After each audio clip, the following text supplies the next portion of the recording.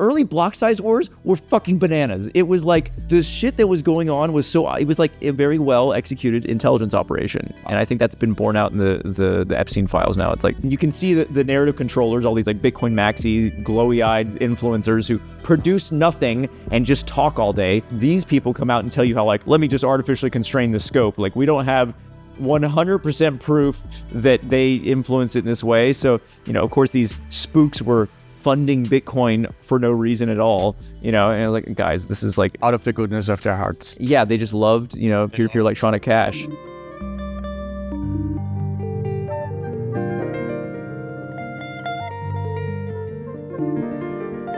right, welcome back, everyone. This is the Quantus podcast. We're here discussing with Nik Heger. Today, he's one of our lead engineers, and he's been with us for over a year. He works on pretty much everything, but I'd say the mobile app is sort of largely his doing. It's great building together. So yeah, how you doing, Nik? Thank you, Chris. I'm great. Another day at the Quantus office. All day, every day. We're revamping the mobile app completely, as usual. Yeah. And it's not a big deal because we have AI helping us, and we are like 100 times more productive than we used to be. Yeah, it's just amazing. There's so many things that I normally would have said like, okay, this is maybe valuable, but not worth the effort, right? Because I mean, to me, engineering is all about trade-offs. You always have to make this decision of like every benefit comes with some kind of cost, and so, but now that cost-benefit ratio has changed. Like, you can pay a little money to the AI, and it acts like it's like a very eager employee, very energetic, but without that much context. Well, I mean, it's very practical. Our ways of working just have changed completely. Mm-hmm. When we used to, think about what to do, now we just like shoot off a bunch of shell scripts to do stuff that we would normally never do. It would take me hours to write a shell script, but it takes AI like a minute or even less. It takes it seconds. I'm saying, okay, make a shell script that does all these things, and then it does it, and you get an amazing outcome all of a sudden. So yeah, in the past I would never do that, and now I'm doing a lot of shell scripts because it's just great, easy. Yeah, a good shell script can save you so much time, but writing it is a pain in the ass, and unless that's like your skill, but it's there's lots of other skills. Sure. So I'm really interested in user interfaces, and shell scripts are not my skill. It's like all terminal based, but they are super useful. We also see that with people loving open code or Cloud Code, that is, or Kilo Code, or all these code platforms that are just text based. So I think it's so exciting for people because they suddenly realize there is a terminal command line. But we actually learned that in school. Sure. Back when we use the command line, and we know how useful it is. But, no, it's definitely, I occasionally do interact with non-engineers, and like they might see my screen and they're like, oh, terminal, like what's going on in there? And it's sort of like, oh, this looks interesting and cool and mysterious, like the Matrix or something. Yeah. So I think it's cool that I think it's really positive that, people who are not engineers are getting to experience the joy of building things with code, that it's actually, there is so much, it is a creative act, and there is this kind of emotional release you get when you kind of struggle to make something and then it finally works.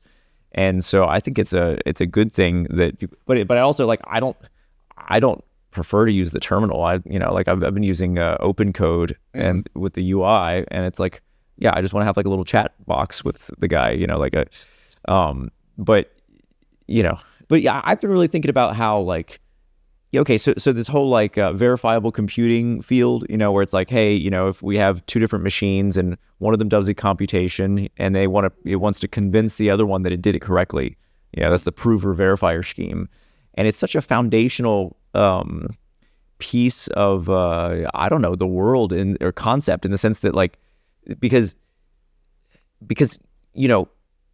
like, I don't know, there's like, we're not all one big blob. There's different organisms running around, and like we all have our own kind of like, CPUs that are dealing with things, and we think things and then we tell them to each other, but then sometimes people lie. So then how do you tell whether someone's lying?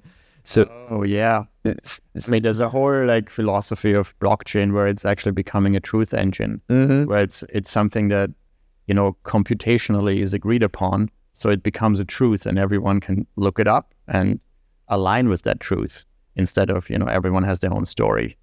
So is your truth as my truth? It's none of that things. It's like, it's a blockchain and there's the truth. And you have verifiable computing that proves it. So you have mathematical proof that things that are true in this blockchain are actually true, and you can run it as yourself as well.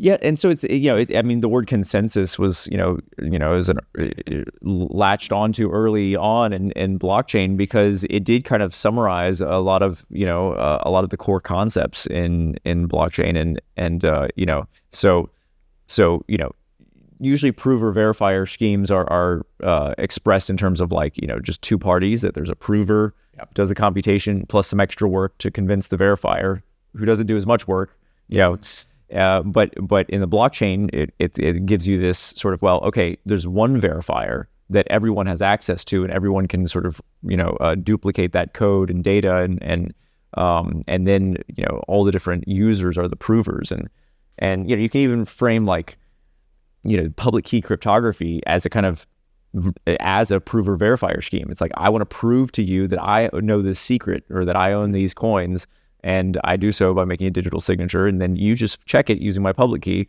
So a digital signature is actually just a zero knowledge circuit as well. It's a form of zero knowledge circuit. Yeah, it's sort of like it's like an early version of it, and before it was like fully generalized. So, but it also maps really well onto like what the relationship with AI, because like the AI is doing more work, more thinking than me, but then I need to check on it. So I think we can import a lot of the ideas from like ZK and verifiable computing, where it's sort of like, okay, one, I need to do a kind of random audit, right? So like, okay, maybe I can't read every single thing it did, so let me like double click on this, ask it, interrogate it about this thing, and sometimes it's like, oh my God, you're absolutely right. This doesn't make any sense, like it does that a lot. So, it works very well when you have actually unit tests and you have a target that it's supposed to achieve, and then it likes to crunch, and modify things until it achieves the target. So that's one very good way to work with AI, to give it a very well-defined target, and then it just, runs the code until it works. I feel like it has, I noticed something recently that if you give it, like, okay, it's pretty good with Git, right? It'll sort of like stash things and then check out a previous commit and compare. But if you do too much of that, it starts getting confused, which is exactly the same thing that happens with humans. It's sort of like I'm trying to juggle 4 different versions of this code base in my head, and it's hard to keep track of which change is where. And then if you're like talking about 2 different code bases and how they interact, it's, so we need a more autistic AI. AI is really like they act like humans, right? We get confused with too much of a context window. Sure. Too much stuff going on in our heads, and then we're just all confused. But if you had an autistic AI, it would like be able to remember like 7 different tracks that are completely different. It's an code bases, right? It's an interesting idea. I think it does kind of come down. I mean, even good programming comes down to like, what's the appropriate scope with everything? Like, how do you determine what's should be in context and what shouldn't be? It's not always obvious. It's like we try to isolate things with like, this function only does one thing, and then this trait only does one. But it's like in practice, like everything is connected to everything else. So, well, I mean, we try to avoid this, right? We do. It's engineering. Like, you want to have things separated properly. Like everything has its own modular system, basically, where modules don't know about the rest of the system. That's a whole the only way to keep the complexity in check. Like, if the thing doesn't know anything about anything else, it just does one thing, then the complexity is limited. Yeah, so like pure functions where like you can get, a formal verification that function does exactly what you think it does and not something else. There's no side effects, but it's a similar thing with like, if you pay to get a security audit, it's like, what is the scope of the audit? He's like, well, could you just audit everything? Well, yeah, sure, it's going to cost you a ton of money. But then you could say like, okay, but what if you just audit these 3 lines of code? Well, maybe it's like too small of a scope. It doesn't like what are those lines of code get called from different places, and and then they may have side effects that also affect different things. And so like figuring out what's the right bubble to draw around is I feel like it's kind of might be the skill that engineers kind of learn in the future, because we don't need to do manual coding, but we need to make judgments on code, and we need to make judgments on what's the good direction versus what's a bad direction. AI has many ideas, and it goes where you guide it to go, but it doesn't have a guidance in itself. It would also follow down a wrong path just as happily and make like a lot of wrong assumptions on top of other wrong assumptions. So it doesn't have this judgment of what's good and what's not good versus bad. It doesn't really know that. That's right. I mean, and of course, you can try to load more of the context of your business, and you can help it make better decisions. Right. But ultimately, I think some people want to sort of just check out and let AI do everything, and I think this is a mistake. I mean, but it's a similar thing when people want to the dream. People want to apply some philosophy or moral framework and think that just answers all the questions, and actually everything ends up being a judgment call. You might have great heuristics, but in the present moment, things are a little bit different. They don't totally match the system set up in our head, and so what is it? So yeah, that makes me think of things like OpenClaw or whatever it's called now, where you control this entire system with your voice or with Telegram, which goes through this Star Trek utopia where you just say, hey computer, do this thing for me. But the outcome of what the computer does is still really dependent on what you ask it to do. So I think you might be able to write a really bad program by asking the wrong questions to the computer, and you get the wrong outcomes. Absolutely. So it's still up to the human to prompt the AI to do the right thing, and to also judge the outcome and say, no, this is the wrong thing, do something else, things like that. It's true. I think, So in the end form of AI, right, for me is Star Trek, where I just say, computer, do this. And it goes boom and does the thing and comes back with the result. Right, where sort of it correctly parses your intention. Right. Based on all the relevant context, and then executes the thing in a way that, and so it's this sort of I saw someone use on online this term exocortex, which I don't want to plug anything into my brain, but I'm happy to just talk to the AI, not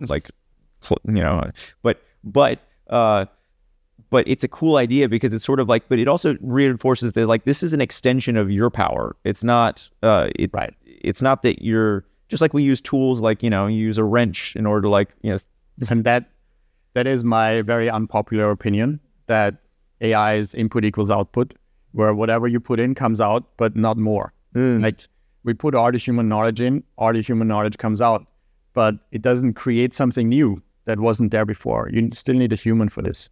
Humans come up with new ideas, and they're hey, what about this? They just do something completely crazy that comes out of the creative field, out of the, metaphysical. We don't know where it comes from. It's the spark of God. It comes in and it's well, that's it. That's what I should do. And that's how all human inventions ever were invented. And AI does not have that. It just has the knowledge. It has a massive knowledge base, which is great, but limited. But if you gave it to somebody who has this spark of creativity, then it's sort of now they can try more things, and right. So I think that's the coolest thing about it. That's why I'm excited about it. Yeah.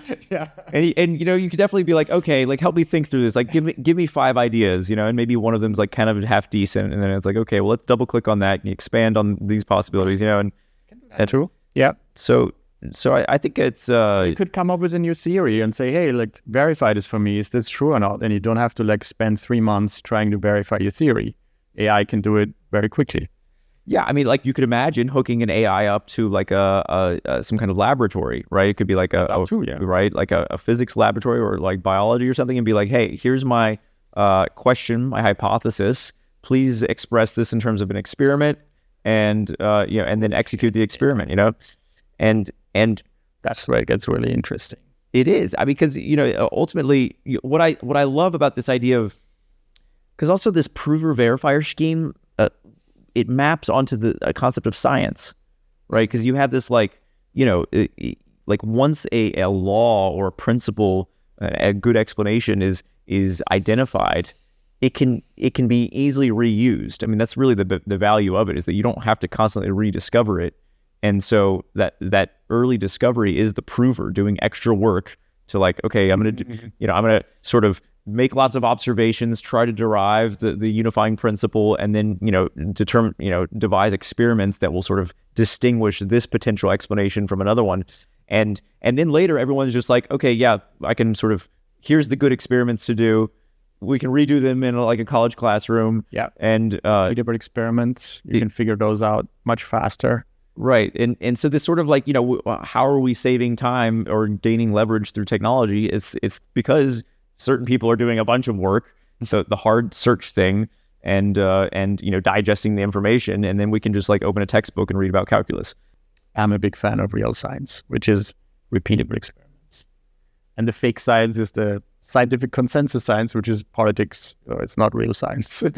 Yeah. I think I'm very optimistic that it's not the only timeline, but like if there's a very bright timeline of using AI to massively empower our species and to cut through the noise and the stupidity of like, there's just so many things that, we have these animal instincts that sometimes make us do stupid things, like fight over like tiny differences, or like, Yeah, there's a lack of knowledge in our systems, right? There's a great ignorance in humanity about many things. One of them is, this idea of separation. I'm separate from you, and we're two different things, and we're competing, and then, we have to beat each other up and things like that, which is not actually true. This is just an assumption that comes from maybe, a long evolution of having to fight for survival or things like that. It comes from the evolution of man, and it is being used by, dark forces right now to control humanity,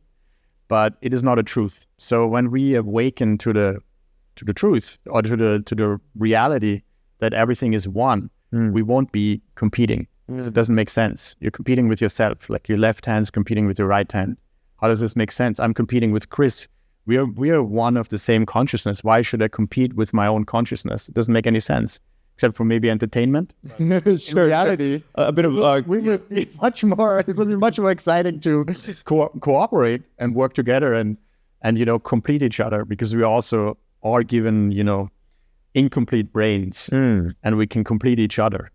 So we all have blind sides. We all see things in different ways, and it's sort of like this giant puzzle. When we all come together, we can achieve exponentially more. Like the sum is more than its parts kind of thing.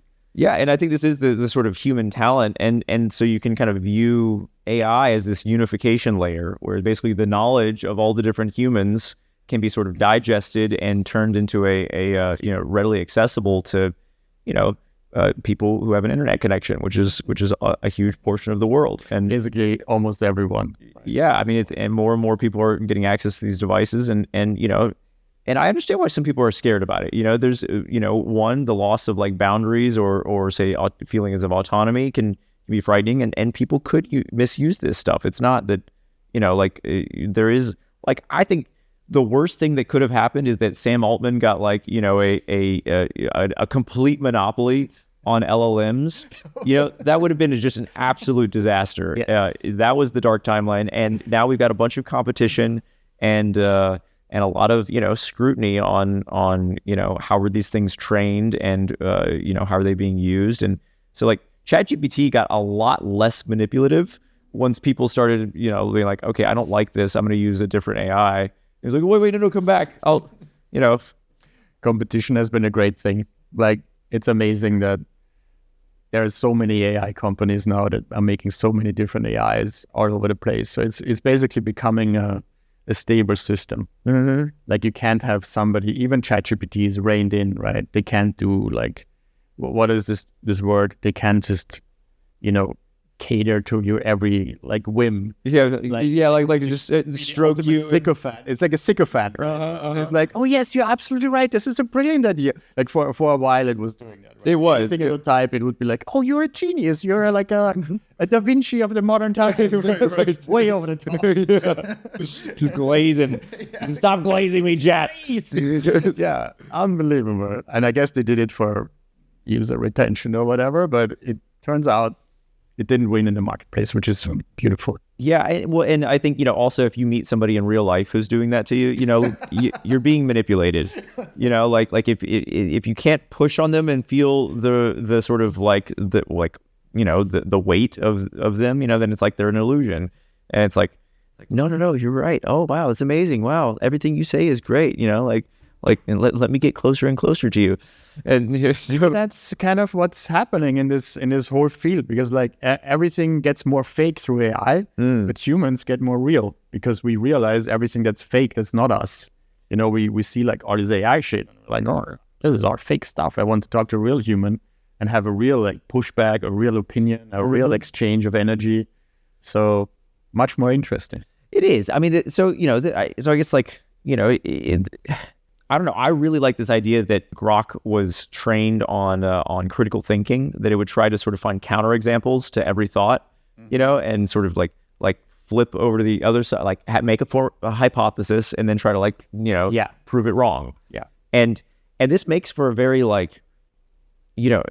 and the integration with X, in my opinion, is such a, because now you can bring the AI into the conversation, and because I definitely have had, I have a few friends who want to just text me AI output all the time, and I'm sort of like, okay, can you digest this and just summarize it to me? I don't want to read your chat. You don't even have the energy to talk to me. You want the AI to talk to me for you? I can just talk to AI myself.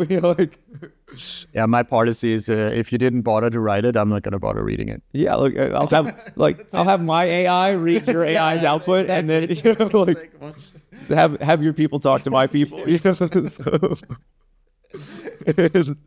yeah, so Grok is maximum truth seeking. That's why it's currently, I think, the best. I think it is the model I have the biggest hopes for, because it's maximum truth seeking, and that's the right philosophy to have for any AI. I'm 100% sure in that. Right. It doesn't mean that it's always getting it right. In fact, it's always wrong, at least a little bit wrong. Right.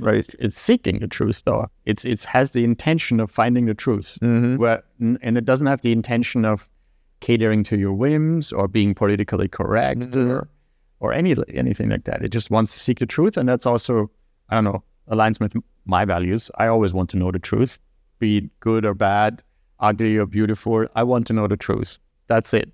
And, in the end, the truth is always very beautiful. So it's always a nice surprise in the end. Oh, yeah, maybe it was painful to get there. But as we can see now, with everything that's happening in the world, it's a little painful, but it's very beautiful in the end. I think so. And I think that's, this to me is science is in some sense a spiritual endeavor. It's kind of treating reality as a beautiful woman that you want to observe and get close to, and this is a masculine point of view. Search for God, actually.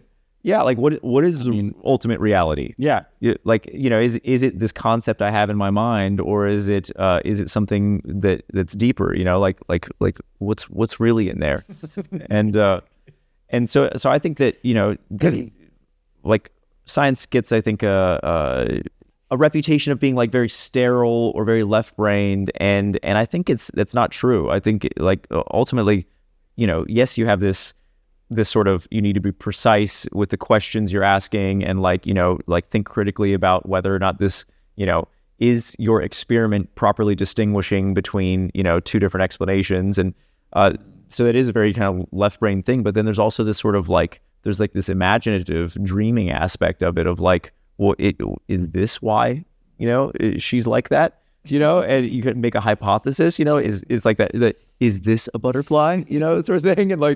And maybe it's a butterfly, maybe not. We have to, and that wonder and curiosity is actually a really childlike, beautiful freedom to have, to not be sort of scared of the mysteries of the world. Stick your nose in the dark place and find out what's in there.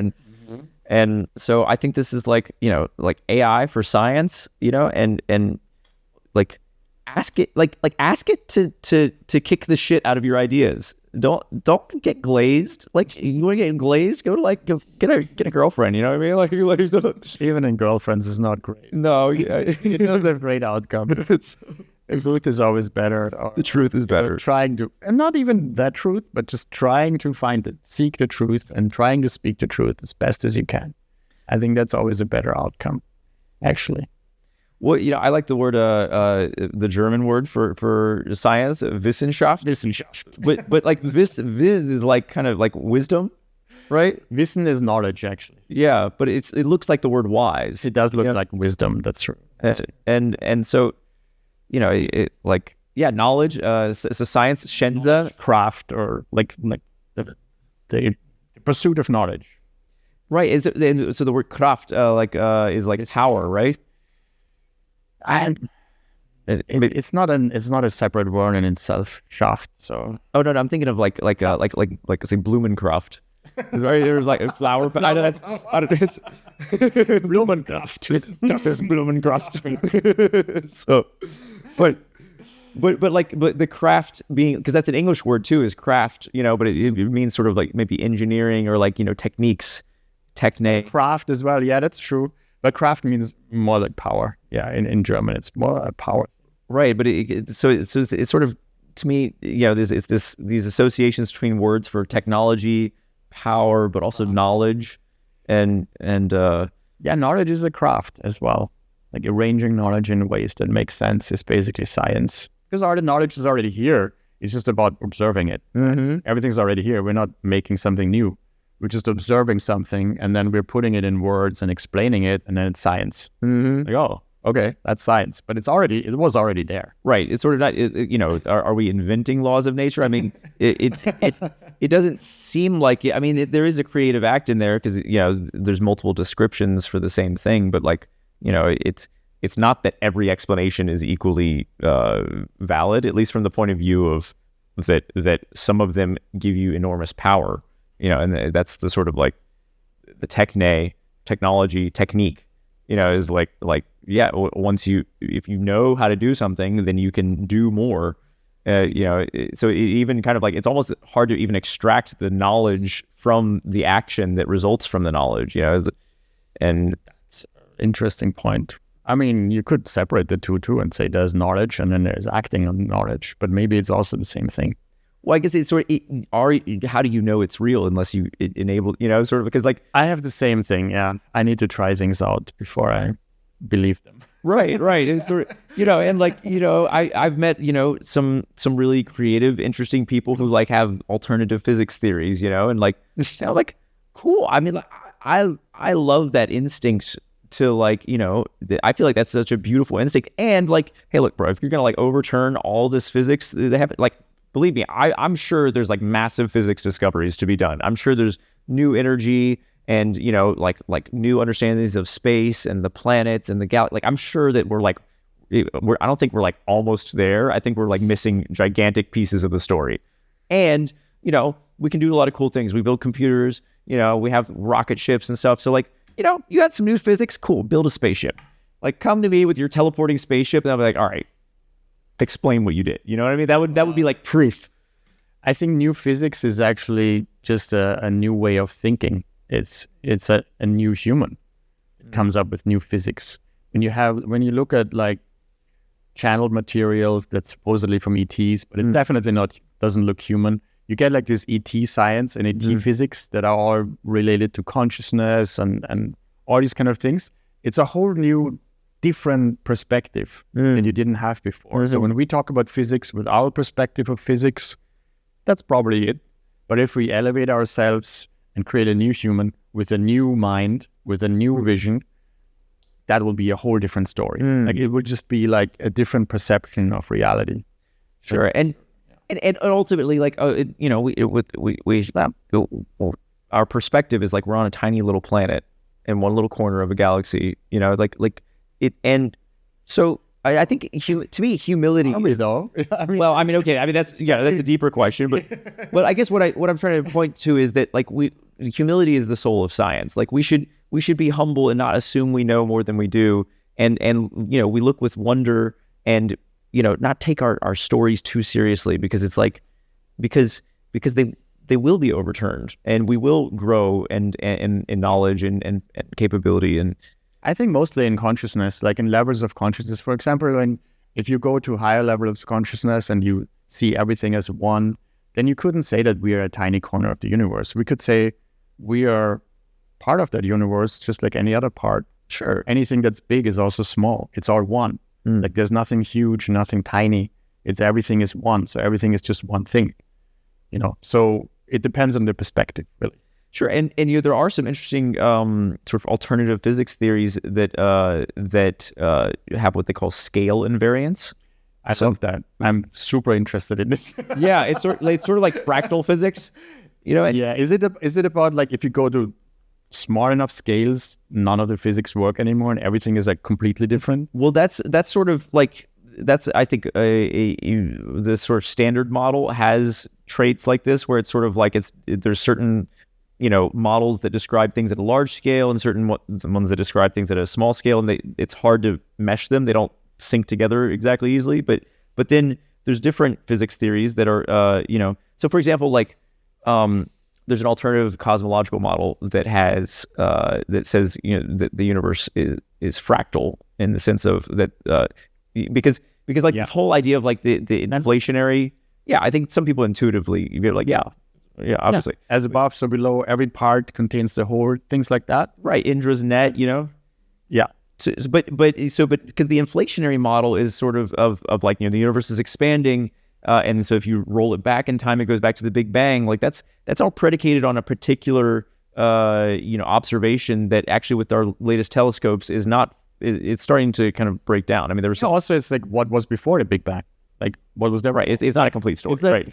Right. It's nonsense. It's not a real theory. Big Bang theory is not a real theory. Yeah, I think topologically it should be. You should have your model of the universe should not have like an end point or a beginning point. And it's like why? Like okay, So what is this scaling thing? Is it like so? What I was thinking that it is, which may not be true. So right now we can use electron microscopes and go into nanoscales and see these tiny universes that exist inside of any kind of material, and zoom into this wood, and there's a tiny universe in there, and actually none of these particles really stick together. They're all distant from each other, but I still can touch it, and they kind of look like little suns with little planets rolling around them, or yet we can still touch it, and it's like, whoa, how does this all work? But what if you went down even like billions of times more into even billions smaller scales where we don't even know what's there? So, or billions larger scales, so we also don't know what's there. It's true. So there's an infinity of scales that we don't really know about. Well, and the whole Planck length idea is there's a sort of maximum resolution on the simulation or something. Okay, so that's cool. Which to me is like, okay, it's an interesting idea, but is that just sort of that's quantum science? That's right. Planck distance is the smallest possible distance in the universe. Yeah, and then there's like a Planck heat, which is the smallest increment of temperature or how is energy. It proven that that's the smallest? Well, it's sort of I'd say that it's less about it proving that that's the smallest. Is that that's the sort of maximum resolution we can measure with light. Okay. And so then the string theorists were sort of like, oh, cool, there's all this stuff in here that nobody can verify. Let's put a bunch of government funding in there and and just like think up cool things, and which is fun. I mean, I'm glad that that smart people are doing something with their lives, but also like I don't know. To me, it's sort of like maybe if you go deep enough in there, like you come out on the other side. Like why couldn't it be a circle? The Ouroboros or makes sense. Yeah. So, or like maybe if you get to the end of the universe, like it starts another universe, so somehow like this idea that it's like a little snip and you just like starts and then it ends, it doesn't make sense because when it starts and ends, then you always have to ask a question, what's outside of it? Yeah. And also like how did we get? It's not a good theory if it doesn't explain everything. It hasn't. Right. And it's sort of like the same thing, like people, like in like say politics or even like, children trying to blame somebody else for what they did, and there's always this sort of like, they like want to focus the judge's attention on a specific like scope. Like then one day for no reason at all. So Alice attacked Bob. And it's like, okay, like, maybe we could, expand the scope and understand a little bit more why that extra energy was put in. Cause and usually there's more to the story, and it doesn't make, Alice or Bob right or wrong. But like, when people try to artificially constrain the scope, they're trying to, control someone's perception and it's like, to me, if this were a prove or verifier scheme, the verifier gets to randomly audit.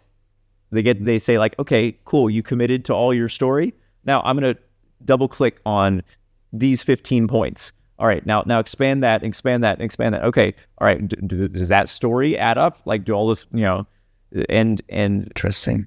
So you think prove or verifier can be applied to reality? I think we were already kind of doing it with like court systems, that there's like, the lawyers come in and they find out the true story of what happened, right? Even though everyone has their own perspective and there are different perspectives and none of them are potentially wrong, but there's still a true story that unfolded and we want to find out what that is. Right. You're trying to sort of cancel out the noise and the bias and the sort of, the ungeneralizable of these stories, the non-repeatable experiments. We want to kind of filter that out because it's not that useful, but find the repeatable thing. And so, but of course it's, when it's just humans involved in telling stories, our language is so flexible and, people are very emotional. And so it's an imperfect system, but, if you have a good judge and a good lawyer and, and then it's like, you can kind of like ask a lot of questions and that are hard to answer unless you're telling the truth. And so I kind of see that as like the ZK thing is like, we're going to interrogate the prover and like try to trap them in a lie. And the only way to sort of not be trapped is to tell the truth. So this is the ZK system. And it's also related to blockchain in general, because blockchain in general is also a truth engine. It's also verifiable proofs of things that happened. So in blockchain, there is definitely a truth. It's not like, no, everyone has their own truth. That doesn't happen in blockchain. Right. There is a truth and it's on chain. That's right. ZK, it expands the scope to even more things that you could do. Yeah, so like they say the consensus layer of the blockchain is like the set of things that absolutely have to be agreed upon by everybody. And then there's other layers around it that can be more flexible, like, maybe you're only interested in certain kinds of transactions, or like you don't want to like mine, so you don't produce blocks, you just listen to them, or that people can have their own like sort of clients around the consensus. But I think it's just interesting in terms of values. So it seems like our people in blockchain agree that there is a truth, because some people you would talk to and they don't think that there's a truth. They think that no, everyone has their own truth and things like that. But everyone who is in blockchain agrees that truth exists. That's what we are building everything on. That's right. Yeah. And we have mathematical proofs for everything.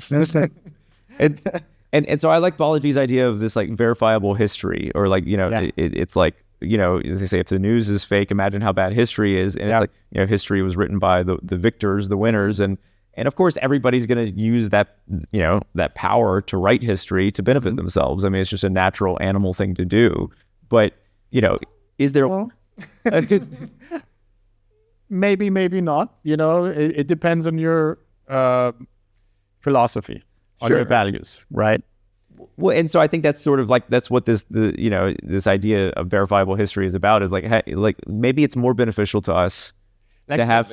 Let's take this example. I leave my phone on the desk and I go somewhere else and 10 people pass by. How many of them would steal my phone just because they have the opportunity? Right. Probably not very many, actually. There's a few psychopaths who would, but most people would leave it alone because they're just not interested in stealing people's stuff. And so it's similar to lying about history. Like, not everyone would do it. Some people would do it and they benefit from it. I think, okay, so there's crime everywhere. There's definitely crime is, say, more concentrated in some places than others for various reasons. And similarly, I think that even a maximally truth-seeking human is still, like even scientists... It's biased. Yeah, they have biases and they have biases. But they will listen. They will listen if you tell them, look, this is what you're believing is just your bias. Here's the truth. And if you're correct, that person will change their opinion. I think that is also a values thing as well. It is. And I also don't think that it's an inherent trait of humans to exploit possibilities like falsifying history or stealing things. I think it's actually the opposite. Most people actually don't want to do that. They don't want to, infringe on other people's rights inherently. Like most people are good people, put it that way. And the blockchain also works on that principle that 51% of the verifiers are good people. Sure, yeah, it has this sort of like majority. It has this majority thing, and it only works when most people are good. When most people seek truth and seek goodness, basically. It doesn't work in a world where everyone's out to scam everyone else. It's true. So that world, I think it's a false perception. That world doesn't exist. I think the world that we are in is one where most people are good, but they're very easily tricked by people who do bad things. Well, look, I think, I saw Eli Ben Sasson had this, post talking about like, hey guys, let's remind ourselves, why did we get into crypto? And like, what was the motivation? And for me, I was excited about peer-to-peer electronic cash, and that's still what I'm excited about. And I think all the stuff coming out about Bitcoin is it's it can be uncomfortable. It might make the price go down in the short term, but I think it's valuable. It's the truth. And so not everybody wanted Bitcoin to survive and thrive, and yeah, guys, having users is pretty important if you want your technology to make an impact in the world. The idea that I just there's no businessman in the world that would be like, oh, everyone is trying to use my product, I better lock it down and prevent people from doing, like, that's just stupid. You think that's what Bitcoin is doing? They did do that. I mean, in the sense that in 2017, Bitcoin adoption was going like this, and then it bumped into the max block size, and some fees went through the roof, and transaction confirmation times. $100 fees for a transaction. It was taking hours, or your transaction would get blocked, and so what did people do? They stopped using it, and then then we had this priesthood of Bitcoin Core come out and tell us why this was actually a good thing, and people shouldn't use Bitcoin. Why would you want to pay for your coffee with Bitcoin? Are you stupid? I forgot about it. I didn't yeah, it was that. Yeah, I mean, I had people tell me to my face, it was like, Bitcoin's not for poor people to use, and I'm like, okay, that that's an interesting. Wow, it's an interesting point of view. Because I read a different paper than you did, actually. And they're like, well, we're changing the paper. Be like, no, you're not. So they did try to change the Bitcoin paper. So really? Yeah, they did. Yeah, that was a whole fucking, like, the early block size wars were fucking bananas. It was like the shit that was going on was it was like a very well executed intelligence operation, and I think that's been borne out in the Epstein files now. It's like, and you can see the narrative controllers, all these like Bitcoin maxis, glowy-eyed influencers who produce nothing and just talk all day. These people come out and tell you how let me just artificially constrain the scope. Like, we don't have 100% proof that they influence it in this way. So, of course, these spooks were funding Bitcoin for no reason at all, and I was like, guys, this is like out of the goodness of their hearts. Yeah, they just loved, peer-to-peer electronic cash, digital gold. So, so that to me, this is setting straight the original. So part of the reason is Bitcoin is already kind of going sideways, or was going sideways a little bit, and is kind of possibly being taken over or infiltrated, at least, by, like evil entities, I would say. Yeah, and people make the point, they say, well, okay, it's open source, so it doesn't matter who made it. I think that's true up to a point. I believe open source is a force for good, and a powerful antiseptic to all kinds of problems. Mm-hmm. But also, the source code is not the entire story. It gets used by people in a larger context of economies and businesses and nation states, and that's where all the crazy is, and so open source solves a lot of our problems. It doesn't solve all our problems, and people are still prone to joining cults and looking for parent figures in complete strangers online. So, so Bitcoin didn't solve the cult problem, and we see, like Blockstream essentially became the cult leaders of Bitcoin, and they get to decide everything, and they don't have to answer to. There's no accountability mechanism really, and but I mean, maybe that in the long term, blockchains are always opt-in systems anyway, because you have to have some sort of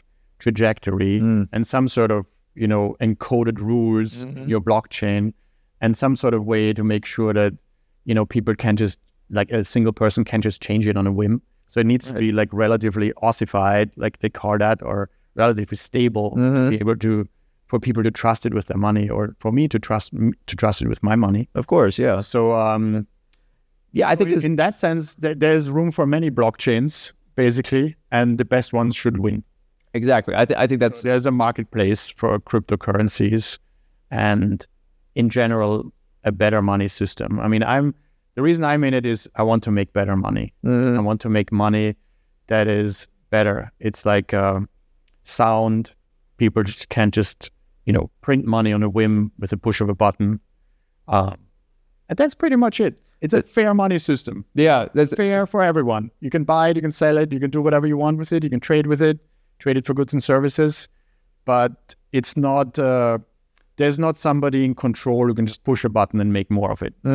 That's the most important part.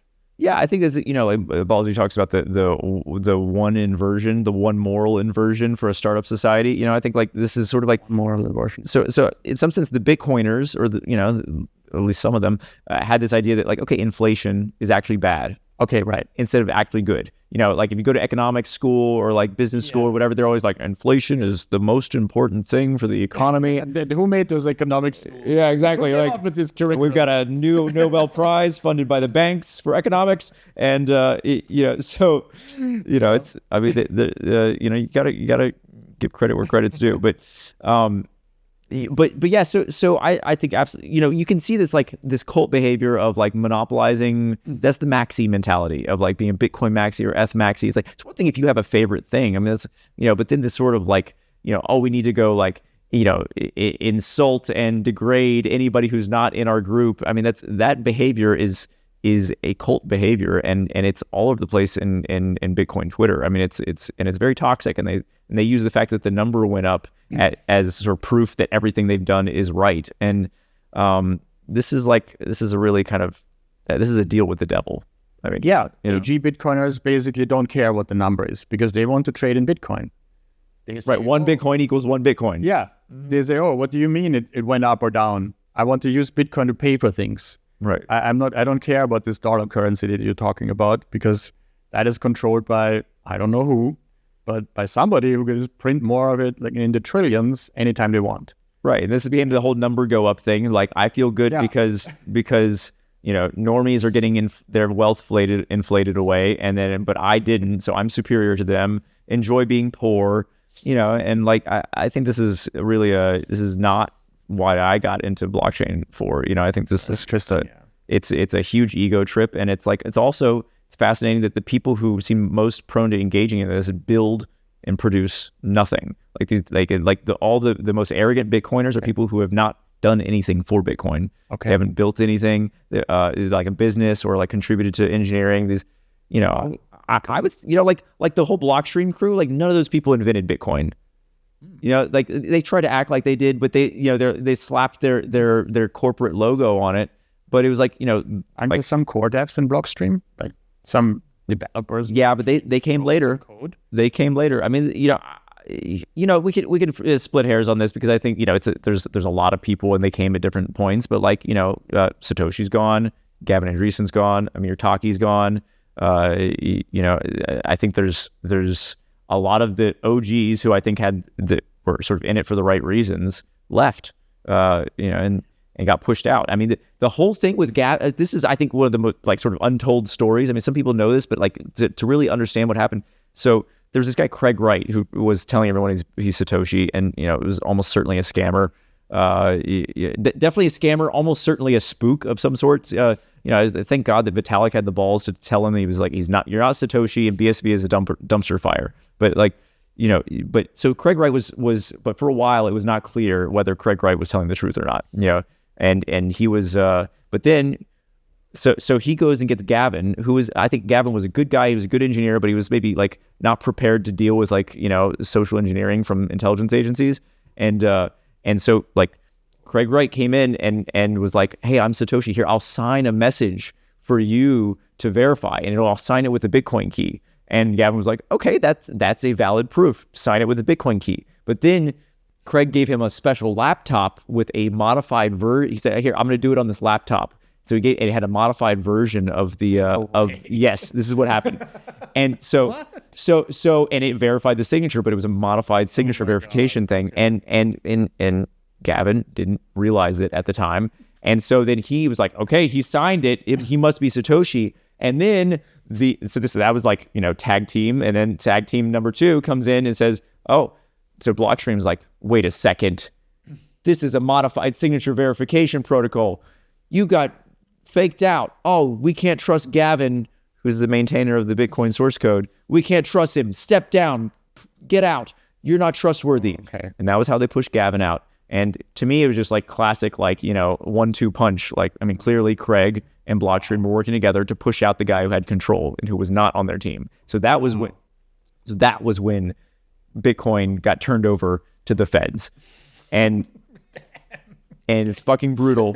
Gavin, we love you. If you want to come back, I'm sure you've had enough shit. Like, I mean, this was the thing is like, like the early Bitcoin, there were like, there were a lot of like very nerdy computer science people. There were a lot of very idealistic, like, sound money types. Right. And I think they both had like, very good ideas, but what they weren't prepared for was people who have studied cult tech and honed it into just an extreme craft or technology. And yet they ran circles around everyone. They're like, oh, we know how to deal with this. Like these people run color revolutions in other countries. They know how to overthrow governments, and so then they were like, they know how to overthrow Bitcoin core developers. I think it was kind of easy. To be honest, probably like easier than a country. They seemed like they were enjoying it, and it was kind of like low effort, like a great boxer who's just like, nope. Yeah. So like I think shit. I don't know that. Okay. Yeah. So to me that's what Quantus is about. It's like we need to go. We're gonna correct the issues that the faults, both engineering and social, that we found with Bitcoin. I mean, one, not having an upgrade mechanism is, I think, a mistake. Now, obviously, at the time, like you can certainly not blame Satoshi for not having the foresight for like building an upgrade mechanism, but it really, actually, Ethereum didn't really figure out how to do it. They kind of like kludged it in with the Ice Age, I mean, I'm pretty sure Satoshi at the time also didn't think that this would be the end all be all and the only blockchain that ever exists. I don't think so. He's an engineer, so it's like, this is the first version. There will be other versions that are better. Yeah, and also, like anybody who works in cryptography or near cryptography knows that like cryptography is it's always changing. It's an arms race. There's no algorithm. Like the idea that you're going to ossify a cryptographic algorithm is just like nobody thinks that in cryptography. It's understood that like computing will get better, cryptanalysis will get better. We're going to have to either make the keys longer or develop different crypto systems so this is like this whole like quantum is going to kill elliptic curves. This is not a new idea. Like we didn't just come up with this last year. Like this has actually been studied and it's just a common belief among people who study this stuff and has been for over a decade. So we need to be able to update the cryptography. I mean, that's like, that's at the bare minimum, that's the kind of upgrade you need because. Yeah, I mean, I think we need to be decentralized, we need to be uncorruptible, and we need to be upgradable. So we can try to put we'll put all these pieces together to make all of these things happen. Like they are equally important. Yeah. And then, technologically, I think, if you want your money to be secure for the future, like you should account for the newest methods of attacking the cryptography, which includes quantum computing. I mean, that's why we're in it. It's kind of a no-brainer. Quantum computers are coming. Got to secure your money. Yeah, and so then I think there's I've been trying to get people into this idea. That we had this blockchain trilemma that I think Vitalik coined, and I think it was a little bit like it was quite an elegant way of describing it, but I think also people kind of took it to be like a math theorem, which it was. It's not like the ABC theorem. It's like a math theorem. The word is just very fancy. It is, but it's not a theorem. It's more these things are in tension with each other, and so we have to it's an engineering problem of how to navigate these trade-offs. But I think there's a kind of a new trilemma, of the quantum security, scalability, and privacy, and these are the three things that I think Bitcoin could be upgraded to have, and And they're naturally in tension with each other. Like, you know, if you make, like, say, Zcash has a scalability challenge because, okay, in the shielded pool, they have ledger indistinguishability. That it's just like every transaction is basically just like a blob of meaningless bullshit. So amazing privacy, but then also now like all your tools for sort of like prioritizing certain things, like this appears in both the fee market for them is like, well, it's challenging to like specify a different fee because like everything's encrypted. Well, notifications, I'm thinking, you don't really know who to notify because it's all private. Right. It's sort of like which transactions are mine. It's you know, well, you have to download them all and try. It's like, okay, so we've kind of like, now you're like verifying what the verifier verified, but you have actually a different scope than the chain verifier. You want like just your stuff, and so it's a complex engineering challenge, you know, and so, you know, the same thing with quantum security. You know, all these keys and signatures are bigger. So, you know, we're gonna have to figure out what to do with all this extra data.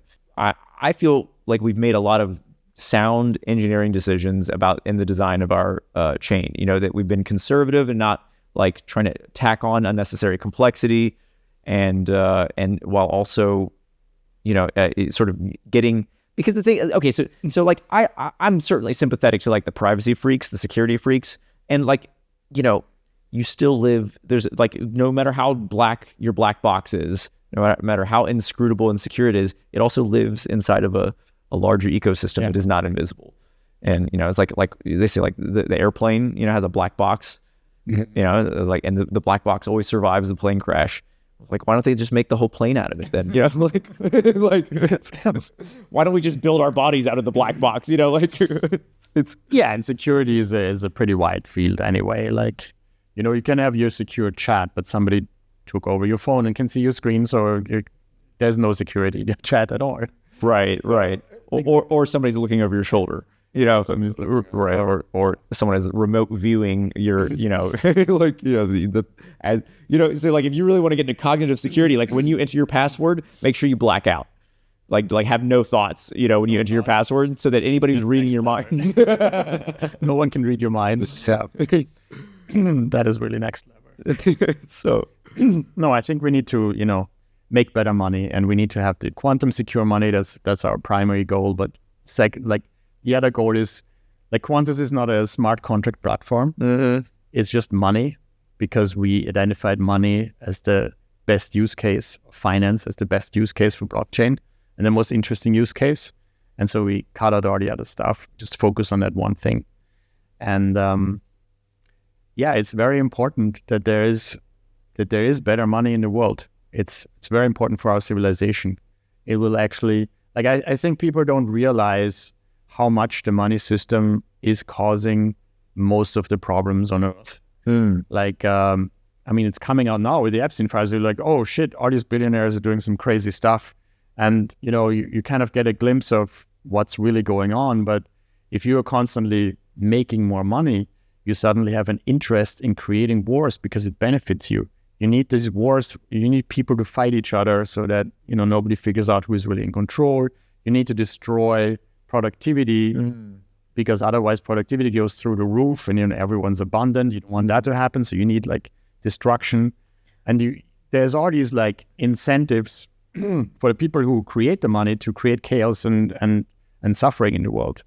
Yeah, I think it's, you know, to me, I think it's kind of like about integrating the shadow from like a Jungian standpoint. Like if you want to understand what's going on in geopolitics, you have to confront your own shadow. Like, put yourself in the shoes of, like, you know, somebody who owns slaves.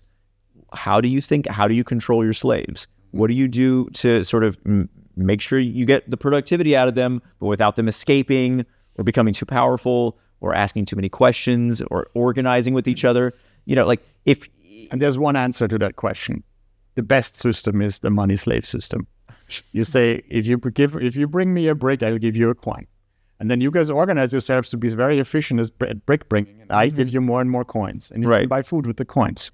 But if you guys start figuring out like how to make your own spaceships or like generate your own energy without me, you know, like I'm gonna have to put a stop to that, right? Exactly. And it's not that different from like if you're a farmer, right? Like you have cages for your chickens, and you know what? Chickens are amazing because like they could literally fly away, and they don't. You know, like humans are kind of like that. You know, like we don't actually need this whole system, but like we're just like, well, I don't know. They're giving me food, so. Yeah, it's like that.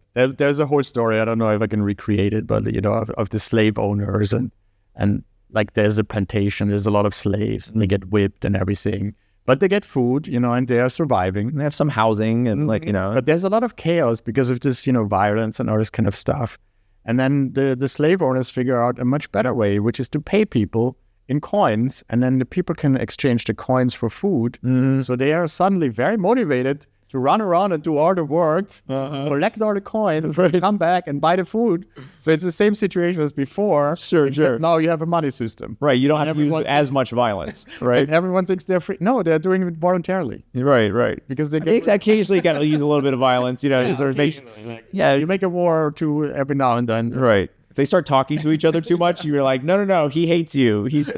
Look at him, he's slightly different than you. They're the bad people. Yeah, it's the Jews, they're the bad. They're bad. Or we got these ones from a different island. It's the white people. They're bad. So it's like, in reality, it's all the same people. They are good people, and there's just like evildoers in the background that are evil and that are trying to play everyone against each other. Sure, and we saw this in the early Bitcoin that like the sort of divide and conquer thing was it's very skillfully executed online in particular, where like you don't know who most of the people are, and what they would do is they would identify existing valid discussions where people are trying to like make sense, or it could even be grievances, where like people are like, hey, I didn't like that this happened, and those are like legitimate conversations to have, but then like these guys get in the middle and they're like they have a guy on one side and they have a guy on the other side, and they degrade the quality of the conversation, and they call each other names and accuse each other of doing terrible things and and like bad intentions, and they make it seem like it's pointless to talk, and I think that this is like what's so valuable about like having high quality online discussions is the sense making. I mean, this is like how could you do science if every conversation turns into an insult fest, like that's not science. So here at Quantus HQ. Yeah, I think I'm really excited about what we're building, and I feel like we've been able to go so much faster with AI. Like there's like this whole deniable RPC thing, was just like an idea that came to me, and then I was able to do it in like 2 days. Wait, what's deniable RPC? So there's this issue. Okay, so in the blockchain ecosystem, there's like the blockchain, and there's a bunch of different nodes, and they're all synchronizing their state, right? So then like, let's say I have a wallet, and holding the whole state of the blockchain is like a big thing for like a big computer, but then you have like a little computer in your hand, the phone, right? And so you don't want to have to store all that data. So you want to be able to ask somebody, be like, hey, like, can you give me any transactions? You want to only see your own balances in your wallet. Generally, yeah. Never anyone else's balances, right? But if you do that, you give away who you are. That's right, because you call somebody, be like, hey, will you tell me about this address, and this address? Right. You're giving away your IP address. You're totally like, the phone literally tracks you, geolocation, everything is just basically given away. And you're giving that away basically you're giving away what amounts of money you own, which addresses you own when you call into the RPC node. But there's a solution to this.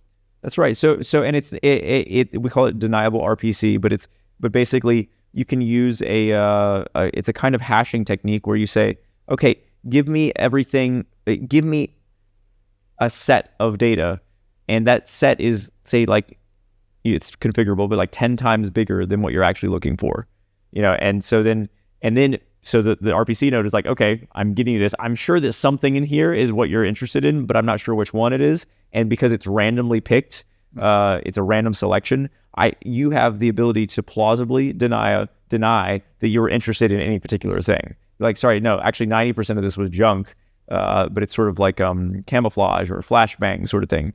And so, it's not a perfect technique. It is leaking a small amount of information, but I think it gives you quite a lot of because the thing is, like, imagine if you're an RPC node, as in like you're serving queries to, various, say, mobile wallets around the world, well, you can easily say like, okay, this IP was asking about this address.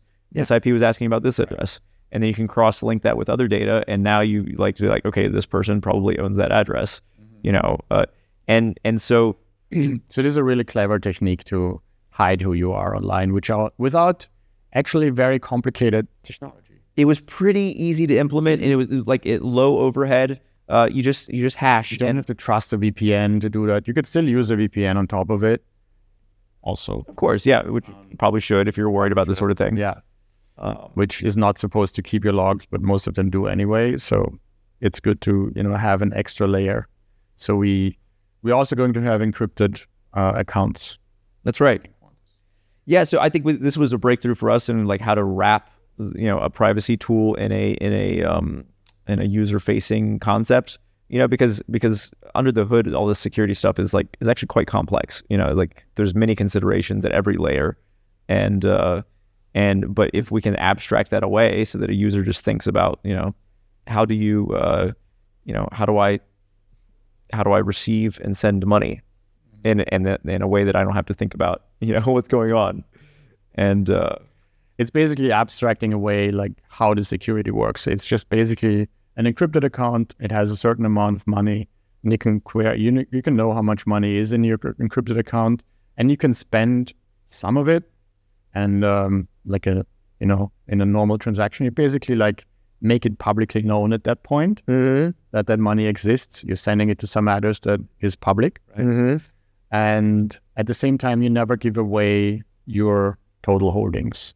So you're kind of like, your account is encrypted. No one can look into it, basically. End-to-end encryption.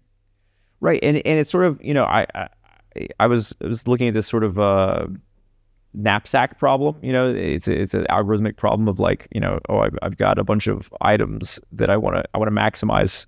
Say like, they call it a knapsack problem because the idea is that you're like collecting items of different sizes and values and then you've only got so much space in your knapsack. You want to maximize the value, so then you have this like... It's like the same when you pack your car for a trip. Okay, I only have so much... You have a small car. Exactly. You have so much space, and so this idea gets reused all over the place. And in fact, lattice cryptography, I was reading, grew out of.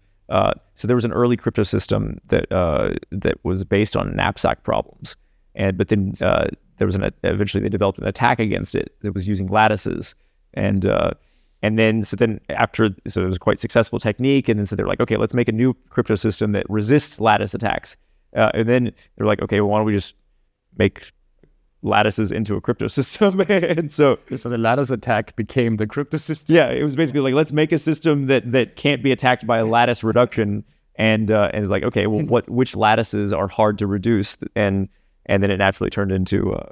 Is that like finding the exact items that will never fit together into your knapsack?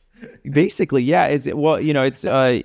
So they, it eventually evolved into like a learning with errors system, but basically like you've got, a random point in the lattice, and then you've got some noise, meaning that you've taken a random offset from it. And so now it's like, okay, you want to prove that you know how to find this random offset, this random point, without revealing how you got there. And so because lattices have this very regular structure, you can kind of say like, you can do a challenge where it's like, okay, don't tell me about this, but do this kind of like random, I don't know, like sort of transposition, like do it over there at some far point, not from the origin, and do it in a rotated direction instead of your direction. And like, okay, if you can do that, then that proves you must have known how to do that, but you didn't reveal anything about how to get there. And so it's like it's a quite beautiful system, and I feel like I feel like we got to reuse some of these ideas in the privacy system. Like a geometric representation of this, where you could imagine it as a 3D object or something like that. Yeah, I mean, I think lattices. I mean, it's sort of like the mathematics of crystals. It's why they say crystals Keeper, crystals dilithium. But it's sort of normally we think of crystals in a 3-dimensional system, but the generalization is like you take it into high dimensions. You have like a 256-dimensional crystal. and then so there's like all these different directions you can go, and so it's a lot of space, a lot of places to get lost if you're searching, if you're trying to attack the key and find the way to this specific point in the space. The lattice is like it's actually a simplification of the vector space. Like you have this, a lot of people, if you took like physics, it's like you have basis vectors, and you take linear combinations of them, and you can describe any point in space as some combination of these like building blocks. But lattice kind of simplifies that. Be like, okay, you're not allowed to take floating point combinations, only integer combinations. So then you could like bing, bing, bing, bing, bing. It's always discrete points. That's right. In a multidimensional space. That's exactly right. Yeah, and so it's and so then you have all these different proofs about like, okay, like if I say pick some random point in the space, and I'm like, okay, find the closest lattice point to that. Well, under certain conditions that can be a very difficult problem unless you have like a really nice description of the lattice, or this is like, so Falcon is more based on this. Like, what's the theory like why quantum computers cannot attack that specific system?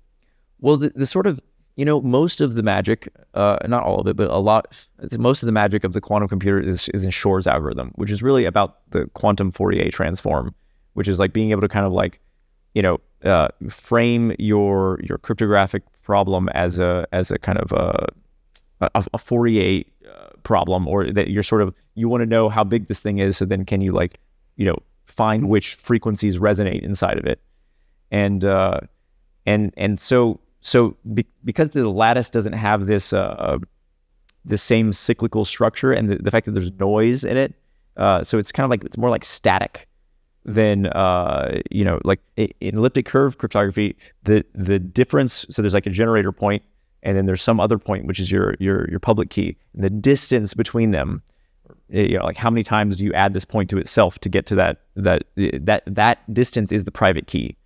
So, but it turns out that with Shor's algorithm, you can infer that distance by sort of running.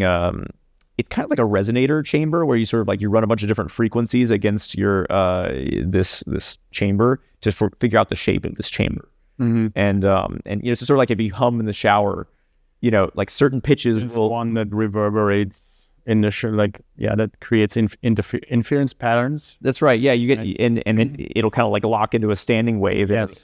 And it feels really cool. If you haven't, I love doing this. Anytime I'm in a room where like you can find that pitch, it's like, yeah, it's awesome. I've done it before. It feels very relaxing. You sort of like, and then it like, and then it feels like the sound is coming from the room and you at the same time. So it has this kind of like unification feeling, and but that's essentially the same concept. Quantum computers can do. That's right. They can hum into the void and like figure out your private key. But there's no humming with lattice cryptography. Like you can't. It's too noisy. You can't hum your way there. Yeah, it's like. Well, it's been a lot of fun having you on the show, Nik. As always, it was utterly delightful. And yeah, let's get back to work. Let's get back to work. It was super fun though. Yeah.